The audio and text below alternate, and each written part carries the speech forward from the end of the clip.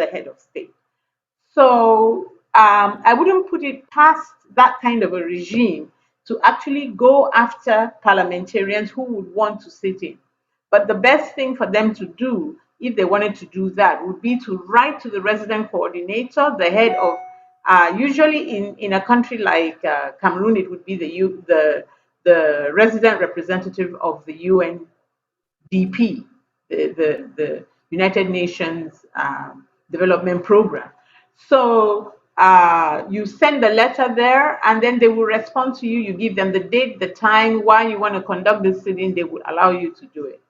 But being, they say if somebody explains Cameroon and you understand, it means they didn't explain well. I'm paraphrasing from the French that say, si on t'explique le Cameroun et tu comprends, ça veut dire qu'on n'a pas bien expliqué. In other words, it is such an enigma of a country. This country just does, I think they just specialize it in doing stupid things. They would probably go after MPs, arrest them, and do whatever. And but we have other kind of means available to us. We have the international community that we could draw the attention of. We have the rest of Africa that we could, communicate to, because our story, we are still here talking among ourselves. We are not talking to the rest of the world. And we need to do that. We need to go to the media and tell our story to the rest of the world. You know, the reason why the Funlons and the Munas and the Fonchas didn't actually start a war in the 70s, when they came out of Fumban and realized that, the situation with La République is not going to be a brotherly one. They said, oh no, we can't do it now. This was Fonlon who said so. He said, we cannot. We are not ready to fight them. We cannot do it. Our children will do it. Well, we are their children, so we must do it. This is a war that we have to fight. It's a fight that we must win, and it's a war that we cannot bequeath this to our children. They don't understand what is going on. They don't get it. But they need a place. They need a homeland for themselves. All the children that we see, graduates from universities, whatever, they're sitting there in Cameroon being motorbike riders when they could have opportunity. Cameroon is the one country where I see civil servants, people who are salaried people, being richer than entrepreneurs, than people who manage business, which tells us that they've suppressed the private sector. And what we see today, honestly, I love Richard Bona. You know, when I watch his videos, I love Richard Bona. He says, this is the money of the taxpayers. You know, you're calling yourself somebody who owns a television station. That's money of the taxpayers. You haven't earned any of that. Go get a job. Go work. Go and get off your butt and go work. That's what Richard Bona says. And I agree with him so much. You cannot have a country where civil servants, people who earn a salary, are richer than people who own businesses. It's not possible. So we have a problem here with a country that has gone to the dogs, as I like to put it to my friends. I think we should find other means of really, multiple means of addressing this problem. That's what I would say for the moment. Thank you. Thank you. We haven't heard from Professor Anyangwa if he's there. I don't know, his camera is off. Prof, are you there? I'm right here. Okay. I'm right here. Yeah. Yeah, my colleagues, my friends, yeah, I've been talking about the international community, what they can do, and the actions which proposed by John, or people who are on ground zero, the things they can do to call attention to some of these things we've been suffering. But I want to make a number of much more, my proposals are more on structural changes, which I think and I believe we must make at this critical moment of things that are happening. Like both of them pointed out, there's nothing new that these people have been doing. started this thing, they've been killing and killing. I heard him say, we saw this coming. In other words, this is their trademark. The surprise would have been if they didn't behave this way. I mean, that would have been the surprise. Killing children, burning houses, burning people inside, raping, child murderers. This is their trademark. This is what they do, rather than fight. So I want to just put forward a number of ideas. How feasible, I think, is something which we can discuss as we go along. First, I do think that the urgency of shared effort by diaspora must face decisively this heightened genocide challenge by the enemy. This goes further to strengthen our case that these people are out simply to exterminate us as a people. That's what they're all out, and they want from the word go. And so the first step that imposes itself, as far as I see it, at this critical moment, is for us to constitute or to build a common front that pulls together every type of resource from every Amazonian, irrespective of their political views or persuasion. So let us organize. And to begin with, seeing what happened in Bamenda, it's happened before in other towns, but I think Bamenda is a tipping point. Let us organize civil defense groups, create them in our communities to protect the civil population and get our people to rise up en masse in defiance of the enemy. That's the first thing we should do.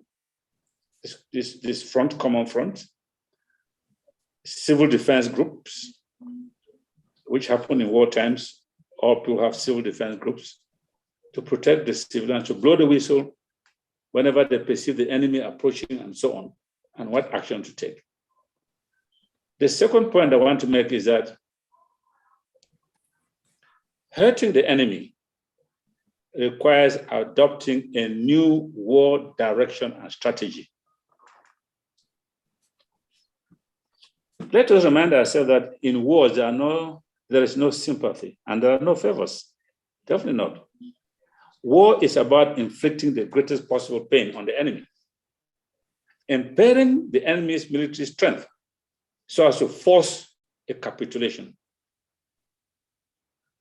And I would say, if I may use a pidgin this in war, the rule is do me, I do you, as you say, So we must adopt a new strategy, a new direction. We cannot be doing the same thing over and over and over. We can continue to kill 1 or 2 gendarmes, even on a daily basis. But where would that take us? French Cameroon has calculated that they are prepared to sacrifice even up to 500,000, even a million of their destiny. They will still be recruiting more and more and more and more. And so I had one of them said during one of these kind of interviews that they have a large pool of people to recruit from for the next 50 years, be recruiting. So this thing we often do, I will quarrel about. I've killed a gendarme here, I've killed this now, so I've blown up 1 tank there. It means nothing to them. They blow 1 tank, French will supply more, the Chinese will supply more, the Jews will supply more. So where do we get on with that? And in a country where there's no employment, each time they put out a notice for recruitment, people flock in. Even our own people go to be recruited. And then they send them there to get killed. They are expendables. So the enemy doesn't care. So we must adopt a new strategy and direction to hurt these people. Hurt them really seriously. Third thing I just want to say is remind us that there's a legal front which we have often tended to overlook and to neglect. Our friends who are lawyers, I often get disappointed that they are not helping us. I have the impression that they are asleep and are not very active in helping us in this way. We need to hold those who are most criminally responsible for crimes of genocide, the crime against humanity, and war crimes, and their accomplices. We must hold them accountable, not only internationally, because everybody thinks of international, the ICC and so on. The ICC is a long way to come. And given the complexity and the politics of the ICC, it will take a long while, especially if we don't have a big power helping us and pushing us. It might likely not even come. So we should hold them accountable. Of course, we'll make the case at ICC. We'll send the evidence and everything there and so on. But we also, and this is the thing is what we've forgotten, we should also hold them accountable domestically. Just think for one moment of what the Jews have been doing to the Nazis the past 50 years. What have they been doing? They vowed from the beginning they were going to chase people to all the four corners of the world. Wherever you are, we'll get you. And they've been doing that. We must adopt the attitude that these people, they can continue to run, they can continue to hide under the present regime, thinking that it will protect them. When the regime collapses, there will be no protection. They can run, but there's no place of refuge for them. I'll remind them. But many of them, I heard some of them saying, oh, I'm a minister. Whatever happened, my capacity, acted as my capacity as a minister. And some of them said, well, I'm just a soldier. I've heard even one soldier say, well, our duty is to just get instructions and obey superior orders. But under international law, these are not defenses. You can claim status or whatever thing it is. Even head of state, even Beer himself is not exempt. So these are not defenses. When you say I received superior orders, I obeyed it. Or if you say, oh, I was a minister, I was this, and so on and so forth. No, it's not a defense. Moreover, they should also be reminded that these crimes have no statute or limitation. Don't get it today, don't get it in 5 years' time, we'll get it in 10 years' time, in 20 years' time, in 30 years' time. So there's no place of refuge for any of them. None at all. And it's us to make that. We can't just fold our hands and say international community. No, we should ourselves make that. And there are cases. Not to prevent us from going across their territory, seize them, and do whatever we want to do with them. Put them on trial, even if it's our own revolutionary court. Put them on trial there. Sentence them. Whoever will lay hands on. I was just listening recently of a tribunal in the UK that sat. I mean, it was not really an official tribunal as such, but it had a moral backing because China was on trial for its treatment of those particular ethnic people. And China was not amused that this tribunal sat down and found China guilty of genocide against these people. People might say, well, it has no legal standing, that tribunal. But it has a moral authority. For a group of lawyers to have sat down, examined the evidence, and come to that conclusion, you can't dismiss that lightly. So this is something we ought to do with these people. Seize any of them, and go get them, and give them that treatment. We can't just be dependent on the international community. Fourth thing I want to say is our communication strategy. So far, our messaging, generally speaking, has been poor and counterproductive. Very poor, counterproductive. I am proposing that we have a common communication unit with one spokesperson. This may sound a bit too optimistic, but I think it is doable. All the different groups that are out there should be able to constitute a common communication unit with a spokesman. How can that be done? All the groups just simply sit down and say, okay, fine. We are going to send maybe one person each to that unit, a communication unit. And we have a spokesperson. The spokesperson will be the voice of the revolution. And that spokesperson, that communication unit, would be in charge of this messaging which I've been talking about. One will need to clear our language and align our language with a collective aspiration and revolutionary struggle. When I hear people say, oh, the government troops came in. Once the moment you start talking about the government troops having come in, it means you submit to that government. It's a government that's there and it has a right to be there. So you can't be talking at one breath about the government and then at the same time you reject the government.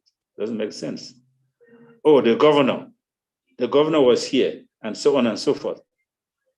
So all of this create confusion in the mind of the outside world. Don't know exactly where we stand.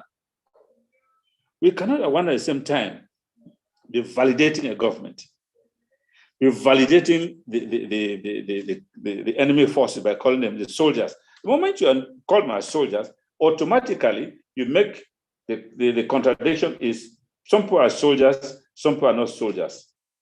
Fire concern. So in your community, the soldiers have come. Why are you criticizing the soldier? It's our job as soldiers to come there. And that's what they keep on saying. We're there to protect you, even though we know that's not what they do.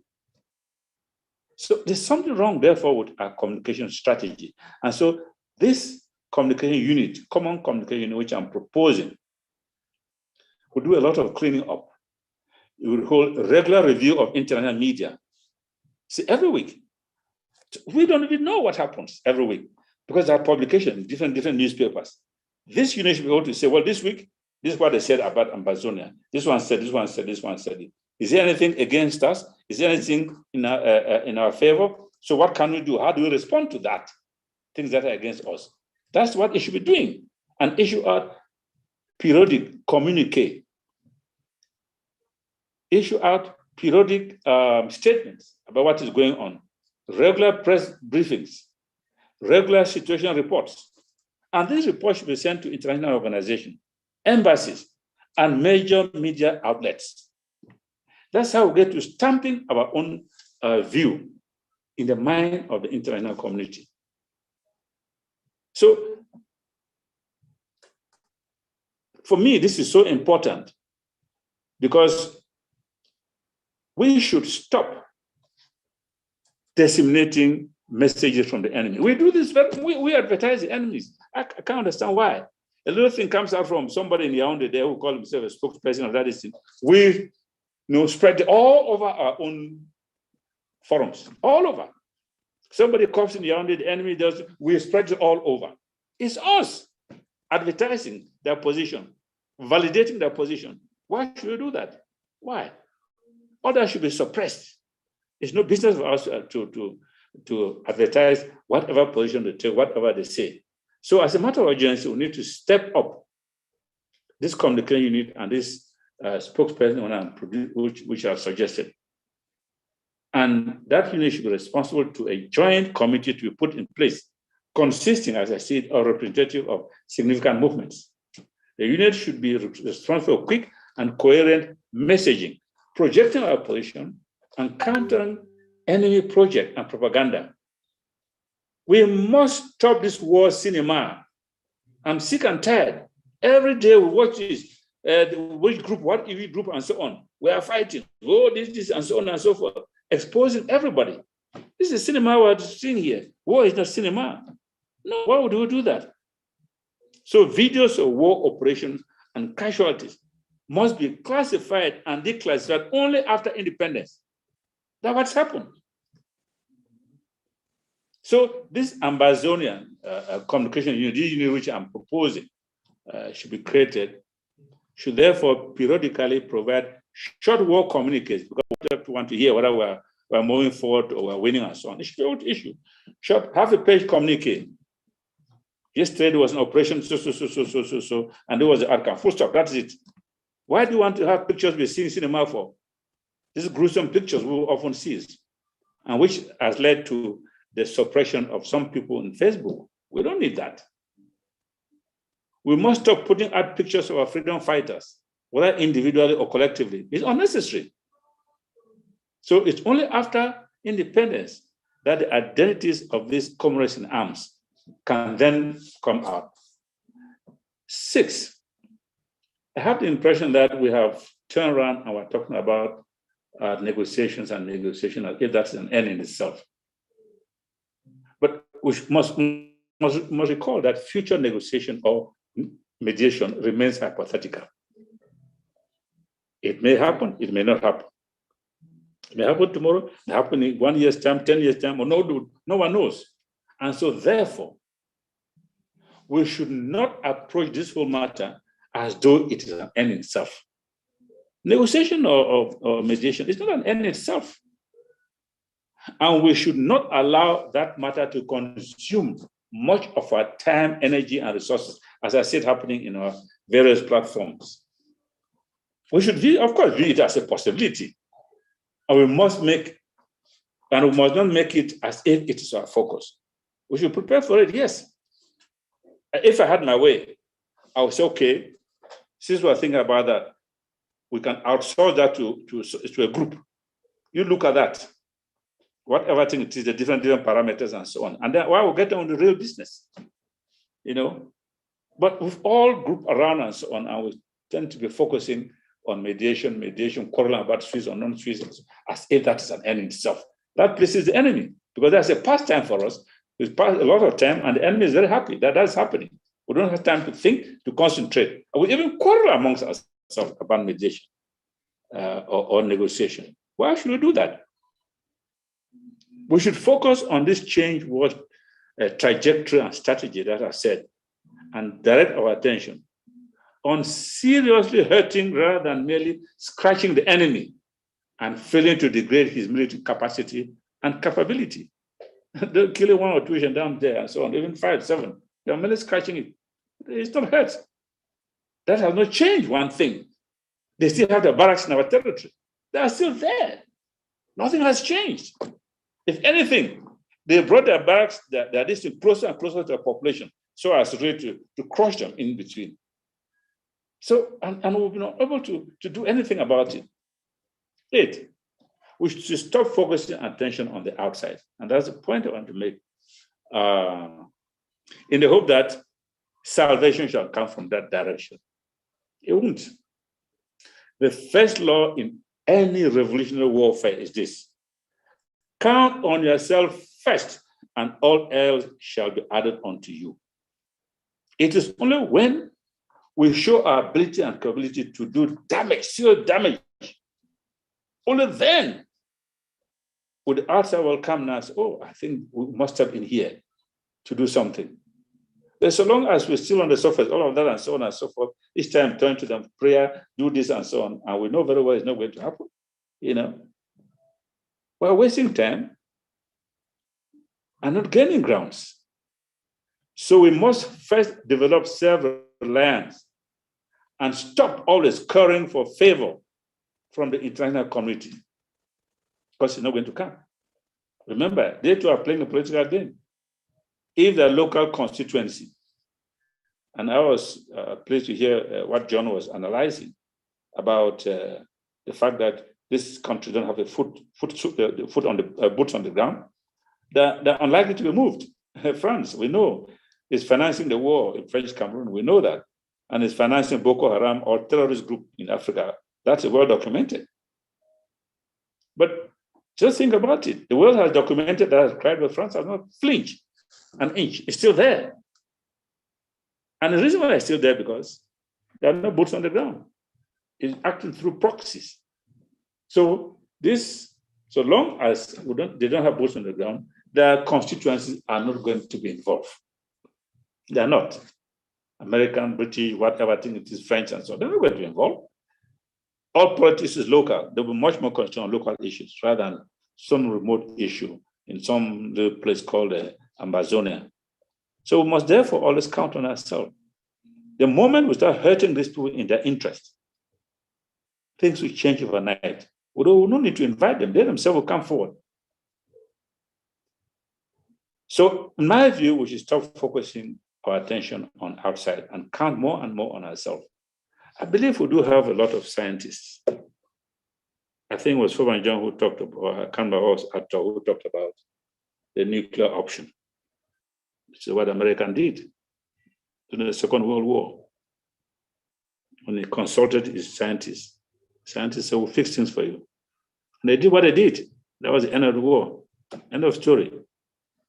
And I think we have thinking heads that can bring that about. Turn this war completely around so the enemy will come crawling and begging. We have that possibility to do that. He's not going to have outside that is going to tell you to do that, on how to do that, or even to assist you to do that. No, it's not going to happen. The last 2 points I want to make is first, that to remind ourselves that Ambassador, there's an interesting development that is going on, and to which we not paid much attention. Ambassador is essentially a Christian country, right? But look at it. It is based on both sides by enemy jihadist forces, unleashed by the enemy to the east of our border, and an unfriendly regime to the west. Right now, as we speak, Islamic militants are present in north of the DRC. That's why Uganda has moved in there, because Uganda foresees they don't do anything. The jihadists will cross over and come to Uganda and cause trouble, like they did in Mozambique, and Mozambique is fighting right now. We have jihadists in the north part of the Republic of Cameroon, where Boko Haram has a foothold. We have jihadists in northeast of Nigeria, because Boko Haram presence there is well known, is well documented, and Nigeria is unwilling and unable to dislodge them, precisely because they have the blessing there of the Buhari regime. We have them in Chad, and we have them also in Central African Republic. And we know that French Cameroon, the enemy, has hired many of them as mercenaries to fight on its side. We know this.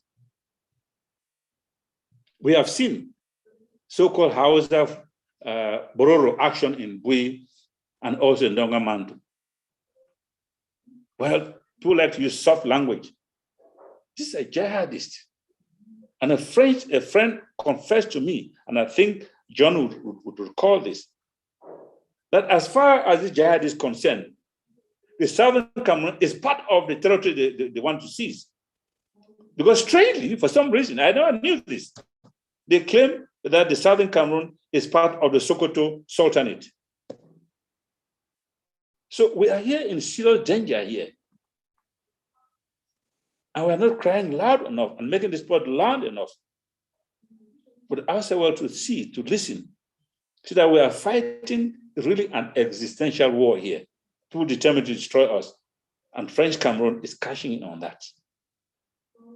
Finally, I just want to say that we must devise strategies for dealing with confirmed collaborationists, fifth colonists, spies, and traitors. We know that Judas, Petain, Quislings are always found in all struggles. Always. It's difficult to eliminate them. They're always, because human nature being what it is.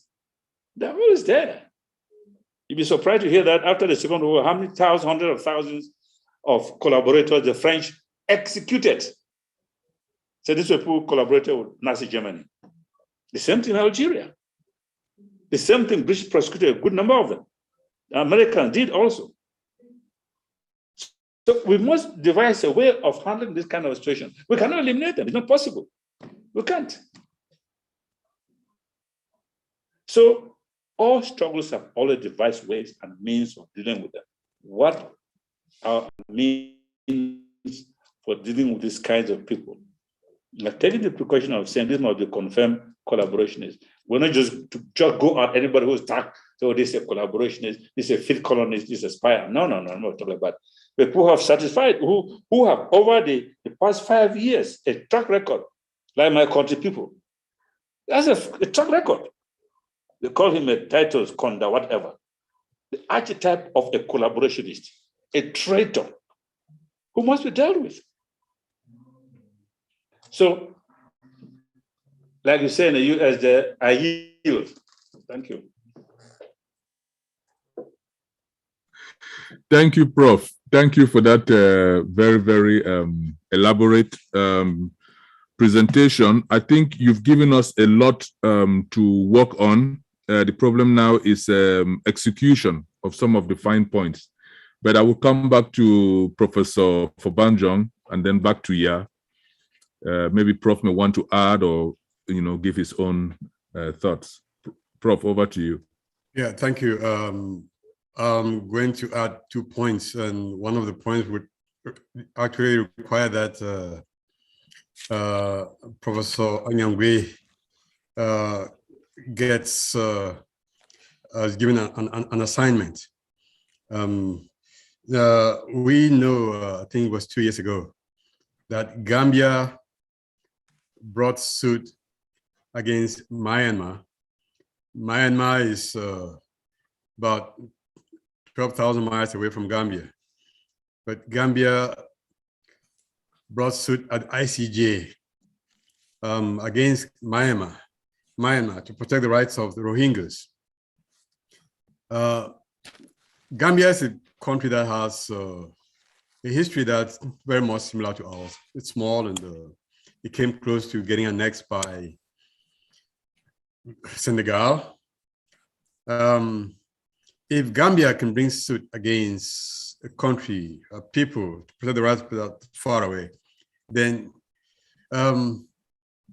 we can lobby it to bring suit against the Republic to sponsor a case at ICJ. Professor Anyangwe has been to Gambia several times. I would like to call on him and the IG to put together a delegation that will go back to Gambia and meet with the foreign minister and plead with him to do to Cameroon what they did to Myanmar, to take up this case at the ICJ. Today, I think the Rohingyas feel freer than they were before Gambia brought that suit. And so that's one possible option. I don't think we've invested enough in diplomacy, and diplomacy is what actually produces results in matters of asymmetric conflicts. We know we cannot win this war. French Cameroon knows it cannot win the war. They've reminded time and again. But our energies now, as much as we are continuing the fight and the defense, and we need to invest more in diplomacy. And so I'm calling on the IG under the leadership to organize a delegation that would fly to Gambia and lobby the Gambians to bring case against La Republique. Then the point about our scientists, yes, I like that point.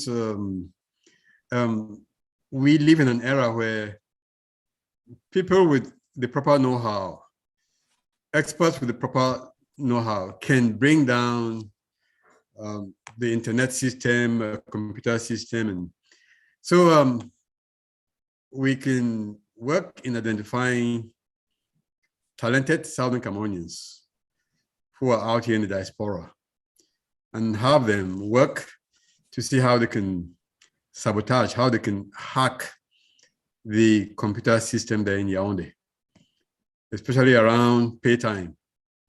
I know civil servants get paid around the 24th, 25th. So around the 20th of the month or so, to find a way to bring down their computer system and bring it down so that before our Republic gets time to bring back together, I would have, incensed the masses, especially the military. If you can go for 2 weeks, a month, 2 months without pay, it is probable that they would want to direct their fury at the regime. So those are two proposals I would like to maybe have us brainstorm on, and maybe have Professor Anyangwe, maybe you want to take on this first, the idea about traveling to Gambia to talk to the Gambian government, to do to La Republique what they've done to the Rohingyas and the Myanmars. Thank you, Prof. Yes. Before Professor Anyangwe comes in, let's just give you a few minutes so that no one person is on the side too long. So yeah, to you then we'll come to Professor Anyangwe to respond to Professor Fobanjong's proposal. Okay, very quickly, I would have loved to, because I've seen two hands up for a while, and I think that those two hands are burning with questions for us. But before, if you wish to take on the two hands, let me just propose this. This morning I got up and I saw a press release from the Ministry of Defense on the issue of the burnings of our Mbengwi Road homes. And typical, it came out only in French. That's Cameroon for you. Something happens in an English-speaking area, something happens among people who speak only English, and of course, you respond in French. So that I thought was really putting back all the issues that are making us not wanting to have any. I mean, just consider these people as good neighbors. Okay, they're our neighbors and they're good neighbors. They shouldn't be on our territory. They don't have any business there. The second point is in the lie that is in that document in the French that I read. It said the military had some explosives accident there by in what and in their response, they came across a storage or a factory of explosives or something like that. And I said, if that fire that we saw was created by explosive, we would see a crater. They would show us. There is no crater. These are people's homes. We've seen close up. I mean, there is a pastor whose home was burned and whose son was almost killed by the military. He says how he got out and actually confronted the military, and they almost killed him in return. And here is the lying, cheating, human rights abusing government of La République du Cameroon coming up with another lie, and a terrible one at that, that they came across a factory, and that's what an explosive factory, and that's what created the incident of homes being burned on Bengui Road in Bamenda. And I'm like, okay, so I'm so stupid. I don't know what happens in an explosive situation. So where is the crater? None. These people are preparing something really sinister.